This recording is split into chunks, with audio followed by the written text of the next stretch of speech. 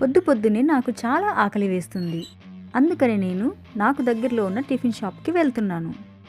ఇప్పుడు నేను వెళ్తుంది అరకులోని పద్మాపురం జంక్షన్‌లో ఉన్న ఒక చిన్న టిఫిన్ కొట్టుకి. ఈ టిఫిన్ షాప్‌కి నేను రెగ్యులర్ కస్టమర్‌ని. అందుకే షాప్‌లో ఉన్న అంకుల్ నన్ను దూరం నుంచి చూడగానే పెనం రెడీ చేసేశారు. ఈ షాప్‌లో కేవలం ఇడ్లీ, దోస మాత్రమే ఉంటాయి.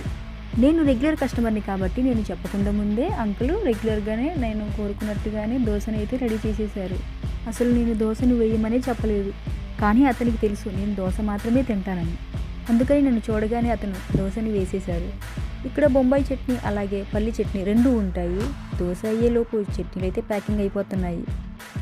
వావ్! మనకు రాని పని ఎవరు చేసినా మనకు ఆశ్చర్యంగానే ఉంటుంది. చూడండి దోసని ఎంత బాగా తిప్పి దాన్ని చక్కగా మడత పెడతారు. నాకు తెలిసి దోసని ఇలా మడత పెట్టడానికి స్కిల్ కాదు, ప్రాక్టీస్ అవసరం అనుకుంటాను. ఏదేమైనా అతను కుర్చీ మడత పెట్టినంత ఈజీగా దోసని మడత పెట్టేశారు. మీరు కూడా ఎప్పుడైనా అరకు వస్తే పద్మాపురం జంక్షన్‌లో మీకు ఈ టిఫిన్ కొట్టు కనిపిస్తే అక్కడ టిఫిన్ చేయండి, చాలా బాగుంటుంది. ముఖ్యంగా దోస. కానీ అతను ఆ దోసని న్యూస్ పేపర్‌లో చుట్టడం నాకు అస్సలు నచ్చలేదు. ఎందుకంటే అవి పాత న్యూస్ పేపర్లు కాబట్టి.